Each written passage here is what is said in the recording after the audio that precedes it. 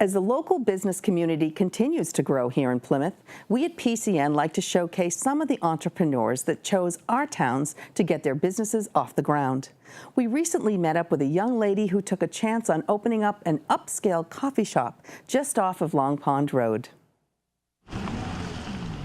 Deep inside the office park on Camelot Drive in Plymouth, where the sound of 18-wheelers and industrial-strength garbage trucks driving by is the norm, you'll find the unlikeliest of coffee shops.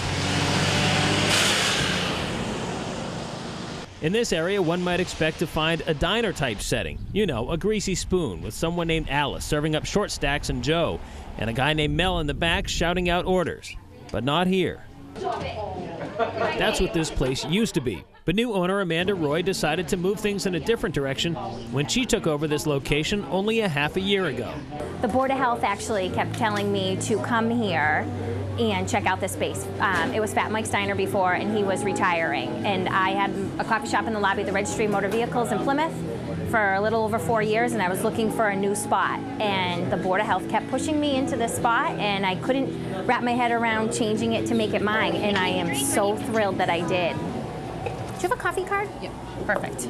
The Jolly Bean is one of 4 operations in the office park that was able to get off the ground thanks in large part to small business loans from the town of Plymouth. In fact, if it weren't for those loans and the confidence and encouragement Ms. Roy got from the town, she probably wouldn't be here. Town of Plymouth is the best town to work with. I have friends that work in other towns, have restaurants in other towns. This town is community supported. They will do whatever they can to get you up and running, to back you. The town workers come here and they eat. We've created a home for them. We've created a home for ourselves within this park. The Café has brought in a whole different menu, and with places close by like the DPW, the police station, the prison, the sanitation department, names not usually synonymous with things like lattes and gourmet muffins, Amanda Roy had a slightly uphill battle ahead of her.